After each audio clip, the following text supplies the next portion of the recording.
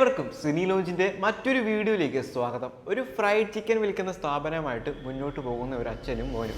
എന്നാൽ ആ അച്ഛൻ്റെ മോനൊരു പ്രത്യേകതയുണ്ട്. ചെയ്യുന്ന കാര്യങ്ങളിൽ എന്തെങ്കിലും ഒരു ത്രില്ല് വേണം. ചെയ്യുന്ന ജോലിയുടെ കാര്യത്തിലാണെങ്കിലും ഒരു ത്രില്ല് നമ്മുടെ നായകന് വേണം. അങ്ങനെ ഒരു ദിവസം ഫ്രൈഡ് ചിക്കൻ ഡെലിവറി എല്ലാം കഴിഞ്ഞ് തിരിച്ചു വരുന്ന വഴിക്ക് ഒരു പോലീസുകാരനെ ഒരു കുറ്റവാളി മർദ്ദിക്കുന്നത് നമ്മുടെ നായകൻ കാണുകയാണ്.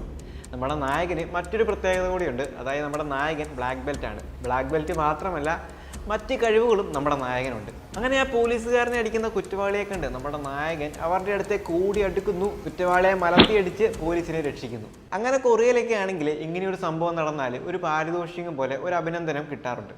അങ്ങനെ നമ്മുടെ നായകനും ആ ഒരു അഭിനന്ദനം കിട്ടുന്നു. ആ ഒരു സാഹചര്യത്തിൽ നമ്മുടെ നായകനൊരു ജോലി ഓഫർ ചെയ്യുകയാണ്. കൊറിയയിൽ നിന്നും ജയിൽ മോചിതരാകുന്ന കുറ്റവാളികളുടെ കാലിൽ ഒരു ബെൽറ്റ് ധരിക്കും. ആ ബെൽറ്റ് നോക്കിയാൽ അവരെവിടെയൊക്കെ പോകുന്നു എന്ന് നമുക്ക് ട്രാക്ക് ചെയ്യാനായിട്ട് പറ്റും. അങ്ങനെ ആ ബെൽറ്റിൻ്റെ 30% ചാർജ് എത്തുമ്പോൾ ഇവരെ നിരീക്ഷിക്കുന്നവർ അവരെ വിളിച്ചു പറയും, നിങ്ങളുടെ ബെൽറ്റ് ചാർജ് ചെയ്യാനിടണം എന്നൊക്കെ.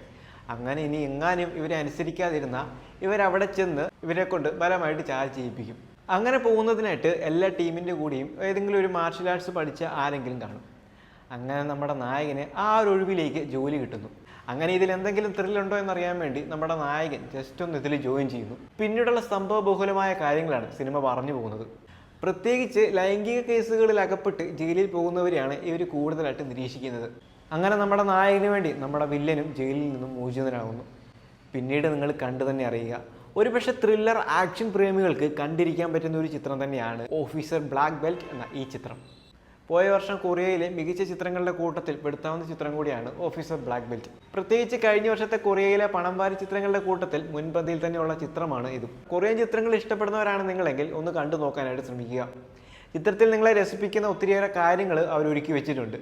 ആക്ഷൻ സീക്വൻസുകളാണെങ്കിലും അല്ലെങ്കിൽ മറ്റ് കാര്യങ്ങളാണെങ്കിലും ഒക്കെ തന്നെ നമ്മളെ പിടിച്ചെടുത്തുന്ന രീതിയിൽ തന്നെയാണ് തുടക്കം മുതൽ അവസാനം വരെ ചിത്രം കൊണ്ടുപോയിരിക്കുന്നത്. അത് തന്നെയാണ് ചിത്രത്തിൻ്റെ ഏറ്റവും വലിയ പോസിറ്റീവായിട്ട് തോന്നിയത്. വെറ്ററനൊക്കെ പോലെ കണ്ടു നോക്കാവുന്ന ഒരു ചിത്രം തന്നെയാണ് ഓഫീസർ ബ്ലാക്ക് ബെൽറ്റ് എന്ന ഈ ചിത്രവും.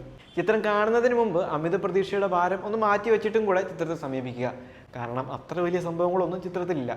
പക്ഷേ വൺ ടൈമായിട്ട് കണ്ട് ആസ്വദിക്കാൻ പറ്റുന്ന ചേരുവകളൊക്കെ ചേർത്തിട്ട് തന്നെയാണ് സംവിധായകൻ ചിത്രം ഒരുക്കിയിരിക്കുന്നത് എന്ന് പറയാം.